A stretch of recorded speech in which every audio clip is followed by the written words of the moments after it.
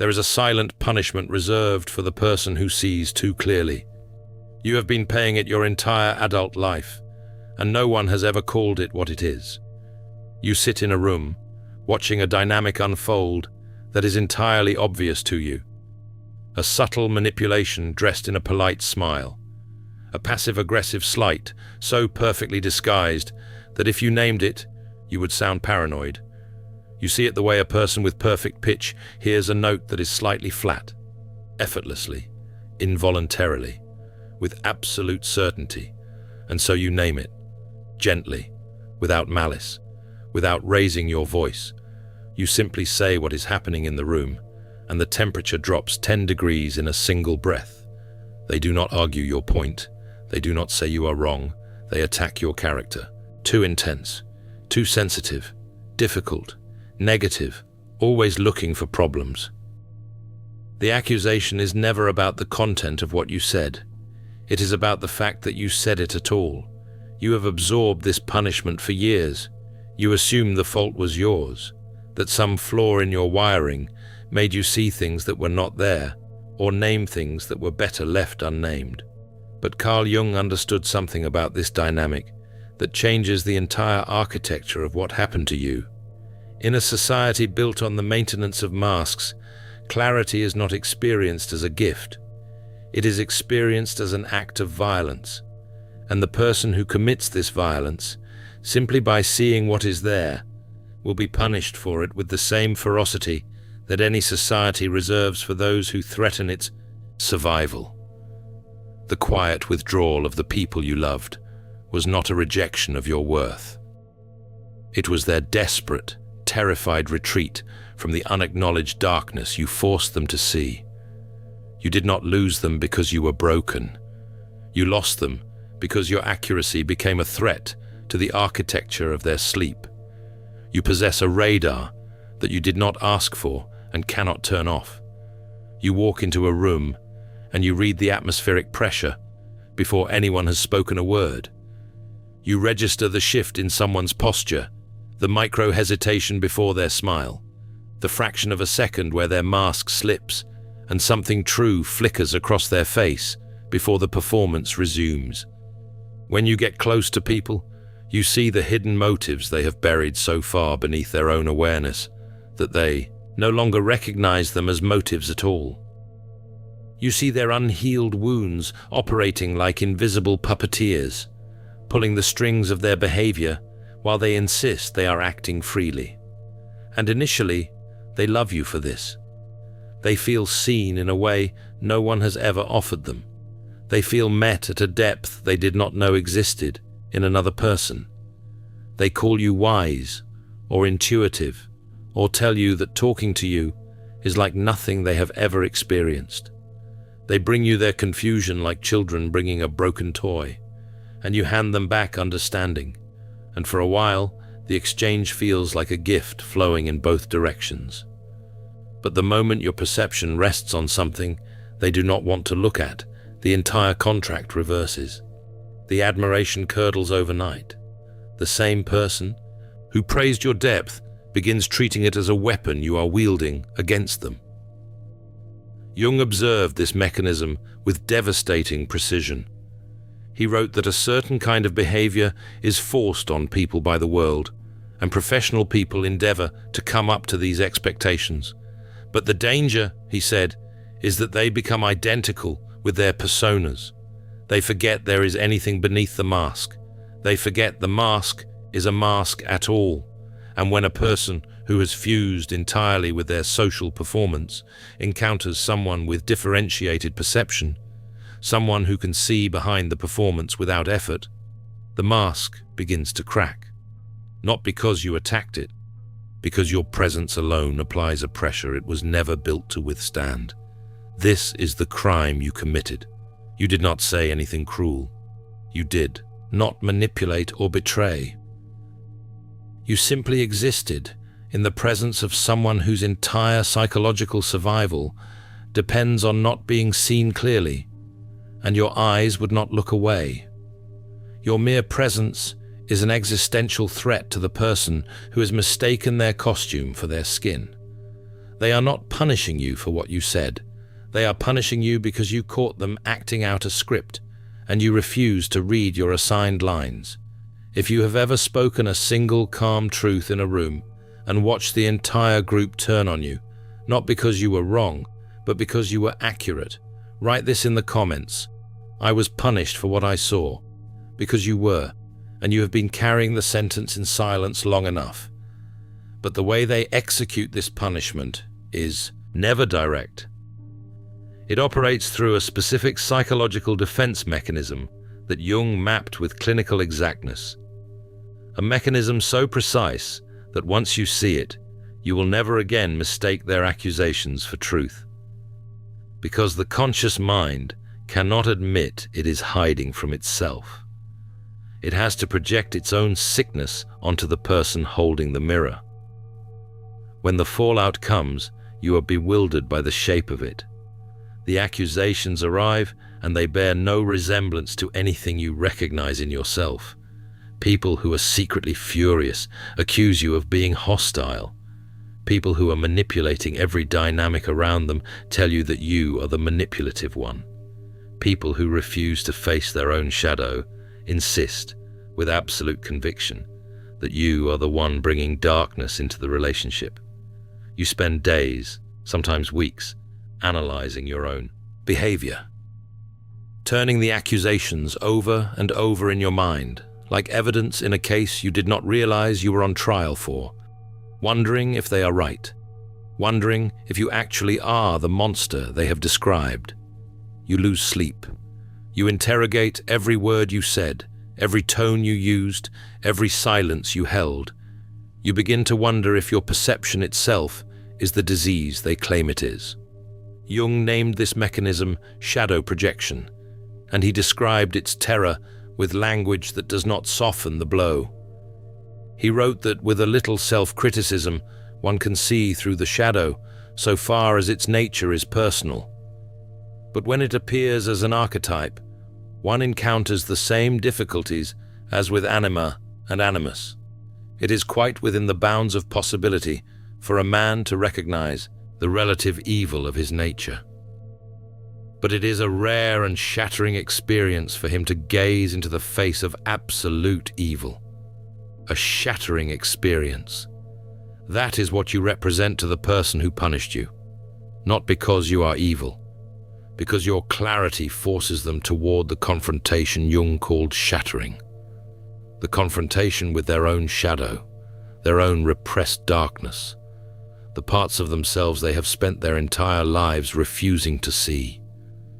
And rather than endure that shattering, the psyche performs an emergency evacuation. It takes the darkness it cannot face and projects it outward onto the nearest suitable screen. And because your clarity has already made them feel exposed, because your presence already carries the charge of being truly seen, you become the perfect blank surface for their denied material. The accusations leveled against you are not critiques of your character. They are a psychological confession. The person who calls you manipulative is handing you an exact inventory of their own manipulation. The person who says you are too negative is showing you the precise shape of their own denied negativity. The person who insists you are always looking for problems is telling you, in the only language their unconscious can speak, that they are the ones harboring the problem they refuse to face. This is not metaphor. This is the mechanical operation of the shadow, as Jung described it across decades of clinical observation. The projection is involuntary. The person doing it does not know they are doing it. They genuinely believe, with the absolute sincerity of someone who has never once looked in the mirror, they are smashing, that the darkness belongs to you. And that sincerity is what makes it so devastating. Because you cannot argue with someone who genuinely does not know they are describing themselves. What happens when this projection reaches its extreme limit is an unavoidable psychological law that will eventually destroy the relationship entirely. Because the very depth that made you their closest confidant is mathematically guaranteed to become the trait they despise you for. The transition is always jarring. The person who used to call you at midnight because you were the only one who really understood them begins to avoid your calls. The friend who used to say, "I can tell you anything," starts telling you nothing. The partner who praised your depth and your ability to see them with perfect accuracy begins describing that same capacity as suffocating or controlling or invasive. The words change, the charges shift, but the pattern is always the same. The relationship does not simply fade, it violently reverses. And once the reversal begins, it cannot be stopped.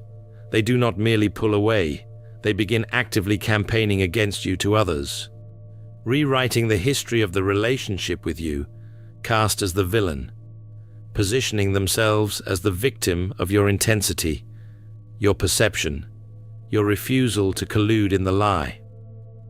Jung described this reversal with a term borrowed from the ancient philosopher Heraclitus, enantiodromia, the emergence of the unconscious opposite in the course of time.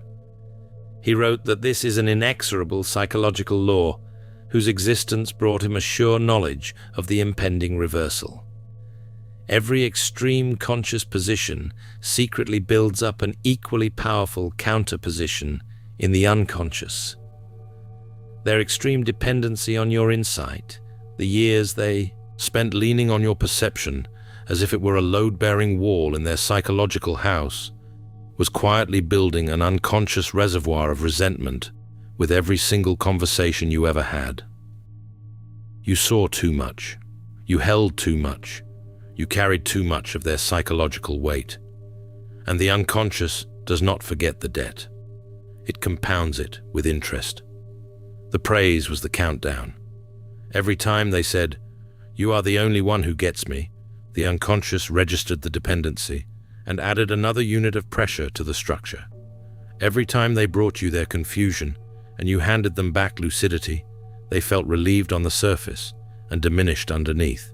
Because being consistently seen by another person, being consistently understood better than you understand yourself, is not experienced by the ego as love. It is experienced as exposure. And exposure sustained beyond a certain threshold becomes intolerable. The admiration does not gradually cool. It snaps into its exact opposite with the violence of a compressed spring releasing. You enabled this. That sentence will sting, and it must be said without softening. By continuously acting as their psychological interpreter, by carrying insight they refused to develop in themselves, by being the one who always named the dynamic while they remained comfortably blind, you built the guillotine they eventually used on you. You became indispensable in a way that guaranteed eventual hatred. Think about it structurally. You offered to carry their awareness for them. You translated their relationships, explained their bosses, decoded their family members, illuminated their blind spots. And every time you did this, you reinforced a dependency they did not choose but could not escape. You became the person without whom they could not understand their own life. And that position, however lovingly you held it, is unsustainable, because no one can tolerate needing another person's eyes to see their own existence clearly. The dependency curdled into contempt, and the contempt was always coming. Not because you were wrong to offer what you offered, but because what you offered made a certain kind of person feel permanently inferior to you, and the only way to escape that inferiority was to destroy the mirror entirely, to smash the glass, and then blame the glass for cutting them. And the realization of this dynamic forces you to make a choice that will permanently alter your relationship to the world. The alchemist's path was written for exactly this moment, the moment you see, with total clarity, that the pattern you have been living inside has a Jungian name, a structure, and a way through that does not require you to abandon the perception that makes you who you are. Jung-based boundary drills, perception training for empaths, and 3 exclusive chapter videos that take the recognition you are feeling right now and give it a daily practice. 236 pages. Downloadable now at thesurrealmind.com. Because what you likely did next, once you began to see this pattern operating in your life, is the thing that nearly destroyed you. For years, your response to this cycle was to make yourself smaller. You practiced saying nothing. You watched the manipulation unfold and bit your tongue. You pretended you did not notice the lie sitting in the center of the dinner table like a rotting thing. Everyone had agreed was a centerpiece. You developed a sophisticated internal muting system, calibrating precisely how much truth the space could hold and offering precisely 1 degree less than that. You became an expert at the performance of oblivion, a master of strategic blindness. And it did not work, not once, not in a single relationship where you tried it. Playing dumb did not bring you closer to them. It did not save the friendships or preserve the family dynamics you were bending yourself into impossible shapes to protect. It did not stop the exile that was coming anyway, because people who need you to be blind can sense that you are only pretending. They feel the weight of what you are holding back, and that held-back awareness sitting in the room like a third presence they cannot name makes them more uncomfortable, not less. All it did was kill something inside you. A slow, quiet death that happened so gradually you did not notice it until you woke up one morning and realized you could no longer feel your own thoughts. The part of you that knows what it knows and says what it sees. The part that is most fundamentally, irreducibly you. That part went silent. And in the silence, something that felt like depression, but was actually grief, moved into the space it left behind. Jung would have recognized this as the aborted individuation. The process by which a person becomes psychologically whole requires the conscious integration of everything they are, including the perceptions that make them inconvenient to others. When you suppress your clarity in order to remain acceptable to the group, you are not keeping the peace. You are sacrificing the self on the altar of the persona. And Jung warned, with the weight of someone who had watched this pattern collapse 100 lives, that the person who dodges the demands of the objective psyche in order to appease the collective does not find peace. They find neurosis, the creeping, formless dread of a life unlived, a life spent metabolizing other people's comfort at the cost of their own becoming. You cannot save the relationship and save your sanity. The choice is absolute. You either continue to play the blind fool in their theater, smiling at lines you know are lies, clapping at performances you can see through from the last row, or you step out of the building entirely and into the cold, sovereign air of a life lived in accordance with what you actually perceive. The grief of this choice is enormous. It sits in your chest like a stone that will never fully dissolve. Not the grief of losing people, though that is part of it, the deeper grief. The grief of finally outgrowing an environment that raised you, but can no longer contain who you have become. Of realizing that the price of belonging was always the suppression of your most essential faculty, and that the suppression was never actually working. It was simply relocating the damage from the space between you and them into the space inside your own chest. Stepping into that isolation is not a punishment. It is the final requirement for achieving your own sovereign reality. And the fact that it feels like a death does not mean something went wrong. It means the transformation is working. Because the version of you that could tolerate the lie has to die before the version of you that lives in accordance with truth can take its first real breath. You thought your inability to just be normal, to ignore the undercurrents, to let the lie stand, to smile at the performance and clap at the right moments like everyone else seemed perfectly capable of doing, was your deepest flaw. The thing you needed to fix before you could have a life that functioned. You tried therapy. You tried numbing yourself. You tried learning to read the room the way others seemed to, selectively, conveniently, with the parts that threatened the social contract edited out. None of it held, because you were trying to solve the wrong problem. You were trying to become less perceptive. And that is like trying to become less tall. The capacity you carry is not a glitch in your operating system. It is the operating system itself. And Jung understood this with a precision that should have been terrifying to the collective, which is precisely why the collective has largely ignored it. He wrote near the end of his life, in a letter to Robert C. Smith in 1960, that every pioneer is a monologist until other people have tried out his method and confirmed his results. Would you call all the great minds which were not popular among their contemporaries monologists, even that voice of one crying in the wilderness? Every pioneer is a monologist. Let that settle into the precise place where you have been carrying the weight of being misunderstood for 20, 30, 40 years.